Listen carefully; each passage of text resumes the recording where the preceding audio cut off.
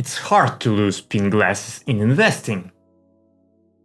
Hello smart and rational investors, today we'll continue to analyze how the brain deceives us and in what bad way all this can affect the performance of our investment portfolios. It's my hobby to study how the brain deceives us. Despite the fact that I always read a bunch of nasty things about myself and my irrationality, studying my brain behavior ultimately makes me stronger. And my investment decisions become soft and silky. Many people have a rather fiery, impulsive character like me, and it can be very difficult for us to live according to the precepts of John Boggle. Something happens on the market all the time, and smart heads in stylish jackets tell us what will be ahead, which sector will break into the leaders, when a correction is likely, and a couple of additional percentages to capital can be earned. I'm an entrepreneur and I'm not used to sitting still. I always want to do something and somehow influence the situation. In the case of business, I do have leverage and improvement, but am I allowed to transfer this to the stock market and my precious investment portfolio?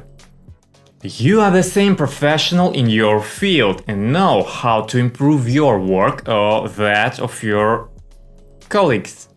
Should we transfer this approach to the stock market? And I am asking this for a reason. This is not a routine question. We feel our strengths and abilities. We have a desire to do better. The problem is that in the case of the stock market and investing, we no longer possess this professionalism and exclusivity, but we have a strong illusion of control. Illusion, guys.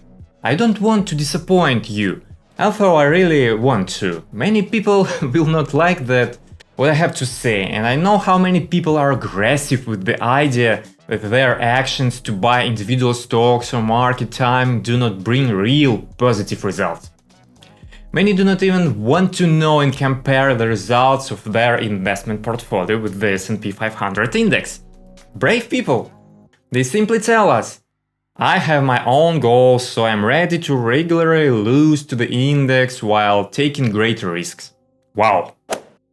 It might be worth taking a step back from this person, but it is not for sure. A person has the ability to look for relationships and sometimes he really finds them, but often this is just an accident.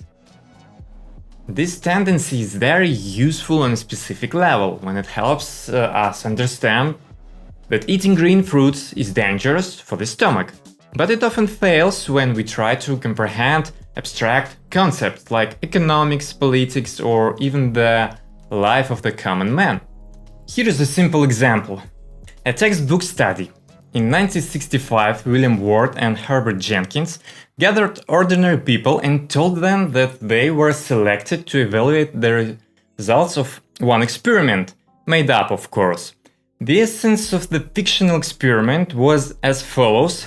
For 50 days in one of the regions of the United States, clouds were treated with special reagents to make it rain. The participants in the experiment, real, were asked to evaluate the effectiveness of the experiment with clouds, fictional. The information about the processing of the clouds and the coming rain was invented. Like the whole experiment, there was no causal relationships between them. Scientists just randomly selected the days when the clouds were supposedly processed, and the days when it was supposedly raining. Moreover, the selection process was randomized as much as possible in order to make the selections truly random. Do you think it helped? No matter how it is, the subjects were very pleased to find the connection between cloud processing and rain. Invented, please remember. In psychological science, such fictitious connections are called illusory correlation or illusory correlation. People love to notice illusory correlations wherever they go. There have been many studies on this topic, and they all prove that if a person is convinced of the existence of a correlation, he will find it. at least by watching, at least by rolling, but it will find. For example, you believe that buying apples from a store causes Bitcoin to drop. In this case, the cognitive selection mechanism is triggered by itself. You will notice and remember only those cases of buying apples that coincided with the fall in the Bitcoin rate. Only, I emphasize these cases. Brokers provide their clients with a large list of stocks with recommendations. This is to buy and this is to sell. You can buy the entire market with wide diversification, refusing to play the guessing game. We have information that the past performance of even good assets managers has nothing to do with the future performance.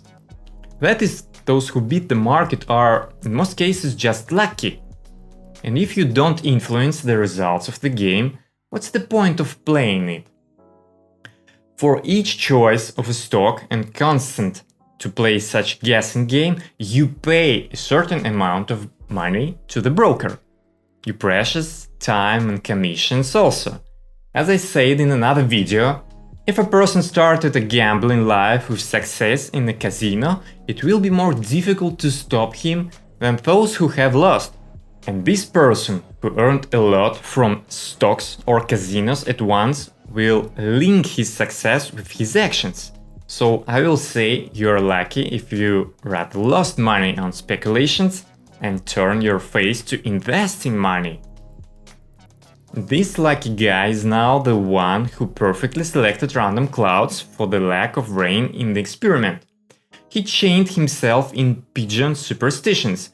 I know a lot of such smart people who have built portfolios of stocks or even traded them. Fortunately, they didn't succeed. And the career of a trader, if they succeeded, it's also full of stress and nerves. So they came up with a passive investing strategy and ETFs. But I don't see people who manage to collect good portfolios, but they would nevertheless switch to passive investing, explaining good results by simple luck. We just really love to feel in control of the situation, so much so that we are not in control of the situation, we take on the illusion of control of the situation. I sometimes play board games with my friends. In the game you need to roll the dice every turn. I have asked some of them to let me roll the dice on their turn, and they never agree. I even tried to trade my rolls at a disadvantageous rate to be able to roll the dice instead. They refuse anyway, saying that their roll is lucky and I will throw out unnecessary numbers. So this desire sometimes reaches the point of absurdity. What difference does it make who does the action with the random result? Our brain wants to control important events. In this sense, buying individual stocks has a slightly therapeutic effect as it helps us calm down. By choosing active investment, our brain is already a little easier. Like he picked up the right papers, took into account the risks, saw what the other fools around him did not see, read the right analyst and understood him correctly, bought stocks when the moon was in Mercury and so on. Now it seems to a person that he has improved the situation and did everything right, although in fact the opposite is true, because individual stocks are more volatile in the entire market, and the risk of losing to the market is higher. Thus, even if today you have a better result than the market, then it's likely that is simply luck, and you can switch to a passive strategy right now, without registration and SMS. Although no, you first need to like this video, subscribe and even click a notification bell if you get value from my research. I really appreciate your financial growth and education. Thank you for watching and I hope to see you in the next videos. Thank you guys. Have a nice day. And please, leave your sunglasses in investments.